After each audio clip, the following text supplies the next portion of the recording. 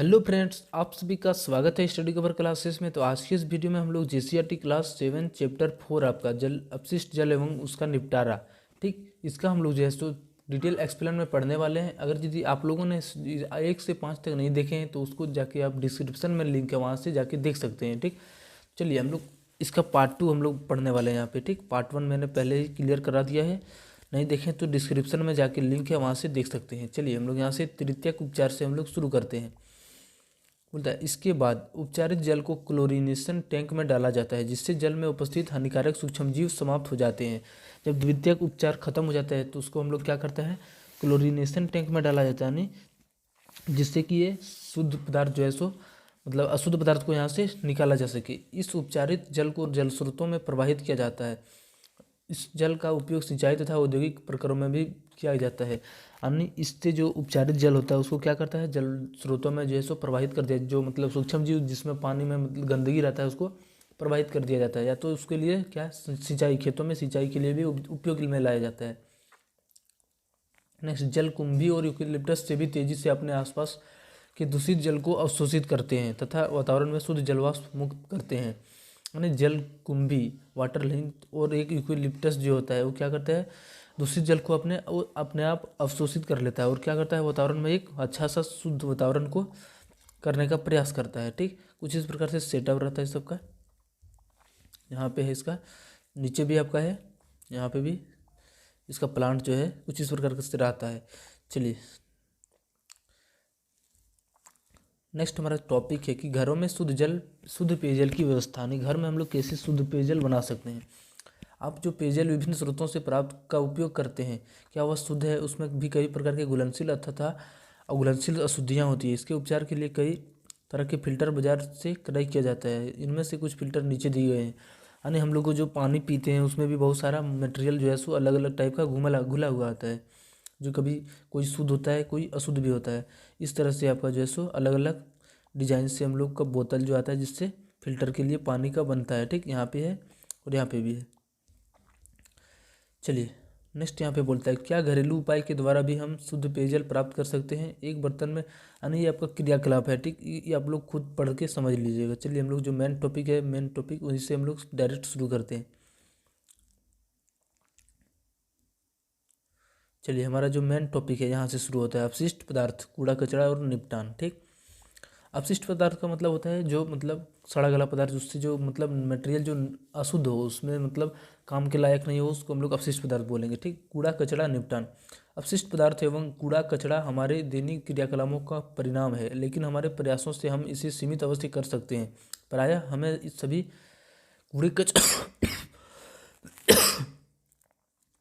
कूड़े कचरे से उठने वाले दुर्गंध से परेशान हो जाते हैं। ठीक, यानी क्या होता है, बहुत सारा जब कूड़ा कचरा हो जाता है तो उससे हम लोग क्या होता है, बहुत सारा उसमें गंदगी से, मच्छर उच्छर से हम लोग परेशान हो जाते हैं। जागरूक नागरिक के कर्तव्यों के बारे में चर्चा कीजिए। सड़कों पर बिखरे कचरे या अपशिष्ट पदार्थों पर रोगवाहक मच्छर, मक्खियाँ तथा अन्य कीट पनपने लगते हैं। जब भी सड़क के किनारे कोई भी अचरा कचरा फेंका हुआ रहता है, उसमें बहुत दिनों के बाद रहने के बाद क्या होता है, उसमें अलग अलग टाइप का जो है सो जीवाणु कीटाणु आपका जो है सो उसमें पैदा हो जाता है। एक नागरिक के नाते हमारा कर्तव्य है कि हम नगर पालिका तथा पंचायत को इस विषम परिस्थितियों के बारे में आग्रह करें। यदि किसी घर से निकलने वाले वाहित जल अस पड़ोस को गंदगी फैला रहा है तो अपने आप उनसे नागरिकों के स्वास्थ्य के प्रति संवेदनशील होने का निवेदन दीजिए। क्या हम इस तरह अपने कर्तव्यों का निर्वाह का और अपशिष्ट जल उपचार संयंत्र का बोझ कम नहीं कर सकते। यानी कोई भी मतलब दूषित पदार्थ बाहर आपका जल में पदार्थ हो रहा है, उसको क्या कर सकते हैं, उसको हम लोग सावधानी वहाँ से बरता सकते हैं, उसको बोल के। ठीक, दो में आपका स्वच्छता की कमी और दूषित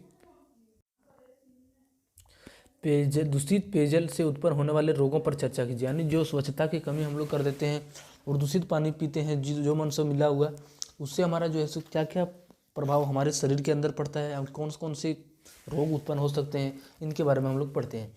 क्या स्वच्छता की कमी और दूषित पेयजल अनेक रोगों का कारण बनते हैं? आइए हम अपने देश की स्थिति पर चर्चा करते हैं। जो हमारे देश का जनसंख्या है वो कितना एक बड़ा भाग, लगभग जनसंख्या का 22% आज भी शौचालय की सुविधाओं से वंचित है। 22% का अभी जो है सो 100 में से 22 लोगों को शौचालय नहीं मिला है। ठीक, वैसे जनसंख्या का बड़े भाग खुले स्थानों, नदी किनारे, रेल की पटरियों, सड़क किनारे, खुले मैदानों में, खेतों और अनेक बार सीधे जल स्रोतों में ही मल त्याग करते हैं। यानी वो मटेरियल जो है सो अपना जहाँ पर खुला होता है वहीं पे अपना डाल देते हैं। अनुपचारित मानव मल स्वास्थ्य संकट का एक कारक है। यानी वो सब जो है सो बहुत ही खतरनाक खतरनाक बीमारी पैदा कर सकता है, ऐसा उतना गंदगी होता है। इसमें जल और मृदा का प्रदूषण हो सकता है। क्या हो सकता है? जल का प्रदूषण तो हो ही सकता है, साथ साथ मिट्टी का भी इसमें प्रदूषण हो सकता है उन सारे पदार्थ से। सतह पर उपलब्ध जल का और भौम जल दोनों मानव मल से प्रदूषित हो जाते हैं।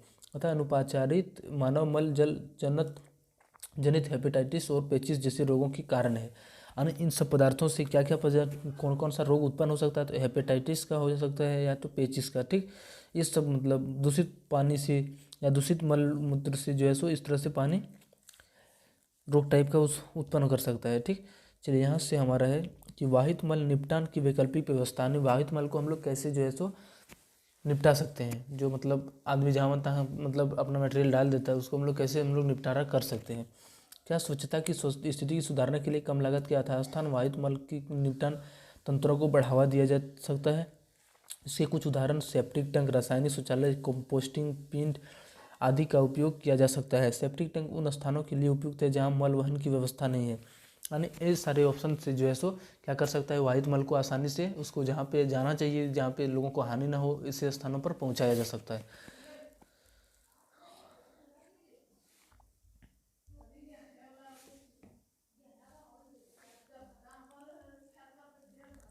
नेक्स्ट हमारा है सेप्टिक टैंक उन स्थानों के लिए उपयुक्त है जहां मल वहन की व्यवस्था नहीं है। सेप्टिक टैंक का नहीं जो मतलब बनाया जाता है बाथरूम के अंदर जो सारा मटेरियल जाता है, वो जो टैंक बनाया जाता है उसी को सेप्टिक टैंक बोला जाता है। ठीक, जैसे अस्पताल, विद्यालय, भवन, अलग अलग बने मकान अथवा 4 से 5 घरों का समूह। क्या आप बता सकते हैं कि हवाई जहाज में। नेक्स्ट हमारा है वाहित मल का निपटान कैसे होता है? ये सब आपके मन में सवाल उठता होगा कि हवाई मल में अगर यदि हवाई जहाज में अगर किसी को अगर यदि बाई चांस या टॉयलेट या लग जाए तो क्या करता है, तो कहाँ पे वो क्या करते हैं? तो कुछ संगठन मानव अपशिष्ट के स्वच्छतापूर्वक निपटान की तकनीकी सुविधाएं प्रदान करते हैं। इन शौचालय में अपमार्जन की आवश्यकता नहीं होती है। शौचालय से मलबंद नलियों से होता बायोगैस संयंत्र में चला जाता है। उत्पन्न होने वाले बायोगैस का उपयोग ऊर्जा के स्रोत के रूप में किया जाता है। यानी क्या करता है, इसको शौचालय से मलबंद नालियों से होता हुआ बायोगैस में जाके जमा हो जाता है। ठीक, और वहाँ से हम लोग क्या करता है, वो सब उत्पन्न होने वाले बायोगैस का उपयोग ऊर्जा के स्रोत यानी अलग अलग टाइप से जो है सो उसको क्या करता है, बायोगैस में चेंज करके और वहाँ से भी उसका ऊर्जा का रूप ले लेता है, उसका वहाँ से ऊर्जा का प्राप्ति कर लेता है। चलिए, सार्वजनिक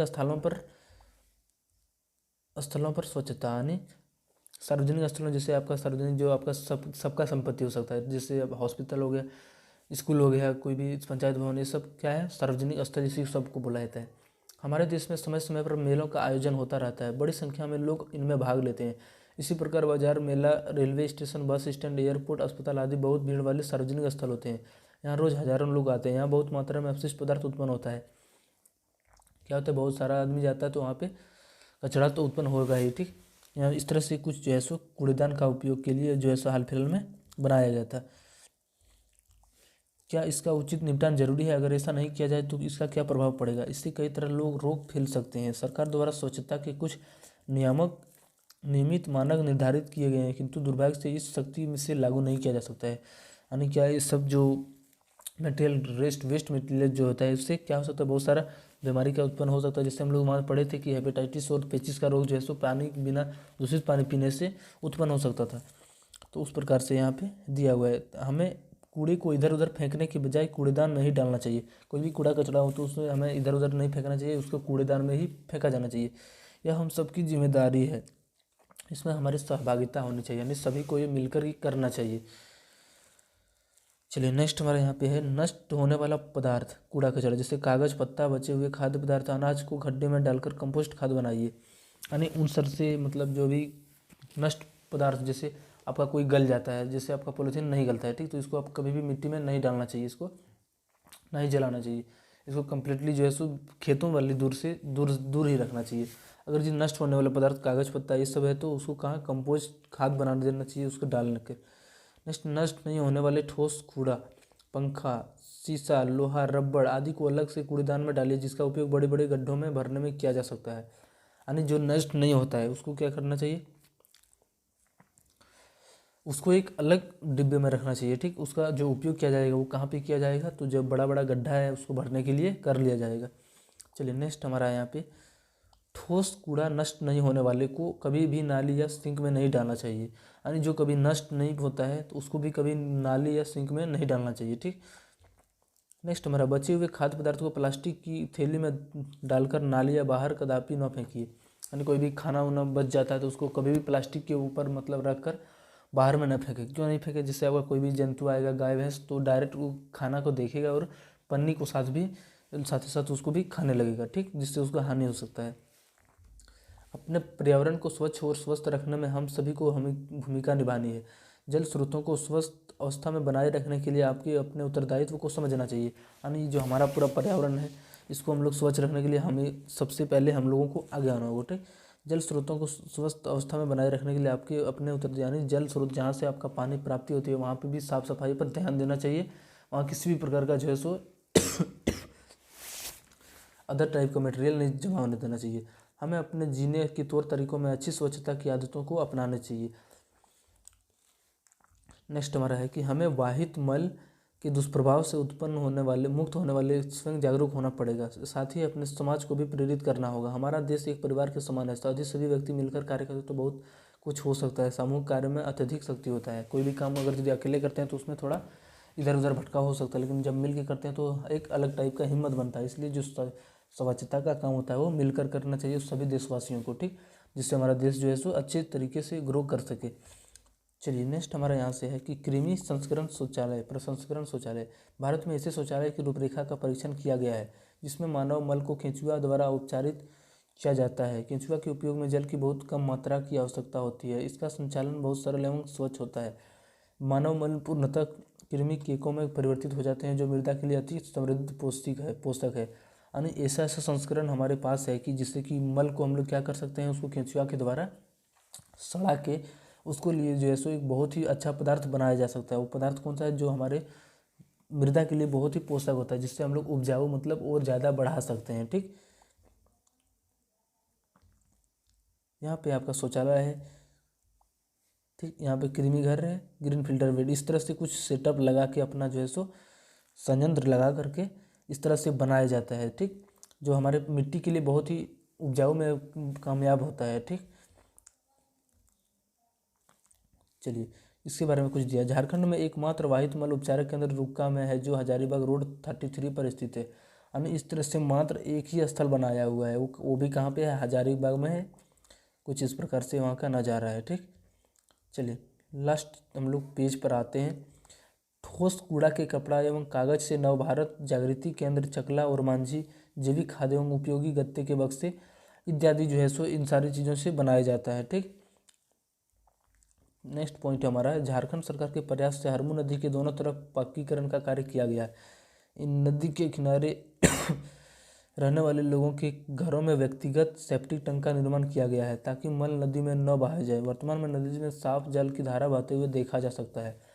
यानी क्या कर दिया गया है कि वहाँ पे घर घर लोग में मतलब बाथरूम की व्यवस्था दी गई है, जिससे क्या होता है नदी के किनारे उतना लोग अब नहीं जाते हैं, जिसके कारण पानी जो है सो सुरक्षित रहता है। ठीक, पानी सुरक्षित रह रहा है तो पूरा जीव भी जो है सो सुरक्षित रह रहा है, पूरा पर्यावरण भी क्या है सुरक्षित ही रह रहा है। ठीक, पहले का जो हरमू नदी का जो नज़ारा था वो कुछ इस प्रकार से था। ठीक, लेकिन जैसे बाथरूम उथरूम सबका घर में रेडी हो गया तब लास्ट में जो है सो किससे है, इसका जब पक्कीकरण कर दिया गया तो कुछ नज़ारा इस प्रकार से कर दिया गया। ठीक, जो बेहद खास है।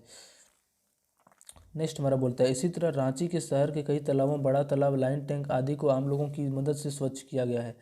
आम जन की जागरूकता का प्रतीक है। ठीक, ये कौन सा नारा है, एक कदम स्वच्छता की बाहर, गंदगी में रहना गुलामी से भी ज़्यादा खतरनाक है। ये किसने कहा था, ये महात्मा गांधी का दिया गया ये पॉइंट है। ठीक, चलिए यही तक लास्ट आपका था। मिलते हैं नेक्स्ट वीडियो में। अगर यदि चैनल को सब्सक्राइब नहीं किए तो चैनल को सब्सक्राइब कर लें और दोस्तों को भी शेयर करें। चलिए मिलते हैं नेक्स्ट वीडियो में, तब तक के लिए जय हिंद।